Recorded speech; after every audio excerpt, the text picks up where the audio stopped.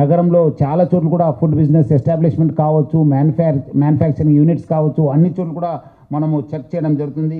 దాదాపు 140 రోజులు 246 ton adulterated ఫుడ్ని మనము సీజ్ చేయడం జరిగింది. 232 కేసెస్ను బుక్ చేసి మనము ఫుడ్ సేఫ్టీ ఆఫీషియల్స్కి ఫర్దర్ యాక్షన్ కోసం ఇవ్వడం జరుగుతుంది. అట్లానే ఈ పనీరు యూనిట్స్ పైన కూడా మనము రేడ్ చేశాను. గీ అవుట్లెట్స్ పైన కూడా చేశాను. వేలలో మనకు పబ్లిక్ నుంచి కంప్లైంట్స్ రావడం జరుగుతుంది. వచ్చిన కంప్లైంట్స్ కూడా మనం చాలా లోతుగా ఎంక్వైరీ చేసి యాక్షన్ తీసుకోవడం జరుగుతుంది. ఇంకా మీరు అంతకుముందు గతంలో మనం పట్టుకున్న కొన్ని వస్తువుల్లో మీరు వాళ్ళు యాడ్ చేస్తున్న కెమికల్స్ కావచ్చు, వాళ్ళు యాడ్ చేస్తున్న పదార్థాలు కావచ్చు, యూజ్ చేసే పదార్థాలు చూస్తే చాలా అంటే చాలా షాకింగ్ ఉంది. ముఖ్యంగా ఈ జింజర్ గార్లిక్ పేస్ట్ అంటే వస్తుంది, మీరందరూ కూడా వినుంటారు. దాంట్లో టైటానియం ఆక్సైడ్ అని చెప్పి ఒక కెమికల్ వాడడం జరుగుతుంది. అట్లానే అసిటిక్ యాసిడ్ని కూడా వాళ్ళు వాడడం జరుగుతుంది. దీనివల్ల ఆ వైట్నెస్ వస్తుంది, ప్లస్ అది థిక్నెస్ కూడా అనిపిస్తుంది మీరు చూడడం వల్ల. ఈ అసిటిక్ యాసిడ్ ప్లస్ అట్లానే జింజర్గా ఇది మన టైటానియం ఆక్సైడ్ వాడడంతో ఆ థిక్నెస్ రావడంతో కూడా చాలా ఇది మనకు హెల్త్ పరంగా కూడా చాలా నష్టము. సో దాదాపు 27 టన్ని మనము సీజ్ చేయడం జరిగింది. అట్లానే ఈ రాటన్ చికెన్ అండ్ మటన్ కూడా అంతకుముందు కూడా మీరు అందరూ కూడా కవర్ చేశారు. 12 టన్ను పట్టుకోవడం జరిగింది. 60 టన్ను ఈ చికెన్ అంటే ఈ స్టోరేజ్లో పెట్టి ఎప్పుడో చేసిన చికెన్ని ఈ ఒక అన్హైజెనిక్లో పెట్టేసి అమ్మడం జరుగుతుంది. అట్లానే ఆల్మోస్ట్ ఈ ఫ్రూట్స్ని కూడా వాళ్ళు వదలతలేరు. ఫ్రూట్స్లో కూడా ఆర్టిఫిషియల్ రైపనింగ్ ఏజెంట్స్ని యూజ్ చేసి, హజార్డస్ కెమికల్స్ని యూజ్ చేసి కూడా వాళ్ళు ఈ ఫ్రూట్స్ని రైపన్ చేసే వాళ్ళు దాదాపు 26 టన్స్ని సీజ్ చేయడం జరిగింది ఫ్రూట్స్ని.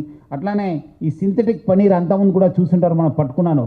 ఒక చుక్క పాలు లేకుండా కూడా వాళ్ళు పనీర్ని తయారు చేసిన సందర్భాలు కేసెస్ కూడా మనము పట్టుకోవడం జరిగింది. వాళ్ళు ముఖ్యంగా యూరియా వాడుతున్నారు, డిటర్జెంట్ పౌడర్ వాడుతున్నారు, పామ్ ఆయిల్ వాడుతున్నారు. అట్లానే హార్మ్ఫుల్ కెమికల్స్ వాడి ఈ సింథటిక్ పనీర్ని వాళ్ళు చేయడం జరుగుతుంది. ఆల్మోస్ట్ మనము 1.5 టన్ ఆఫ్ పనీర్ సింథటిక్ పనీర్ని, అట్లానే 2.5 tons of adulterated curd plus 3.2 tons of cream, ghee and ఆయిల్ని కూడా పట్టుకోవడం జరిగింది. ఇట్లా మనము చాలా కేసెస్ను పట్టుకోవడం జరిగింది. ఇది మన పబ్లిక్ హెల్త్కి చాలా అంటే చాలా నష్టం చేస్తున్నారు. సో ఇంకా మనం వచ్చే రోజు కూడా ఇంకా వీళ్ళు ఎవరెవరు అడల్టరేషన్ ఈ కల్తీలో చేస్తున్నారు వాళ్ళ పైన చాలా ఉక్కుపాదం మోపుతాను.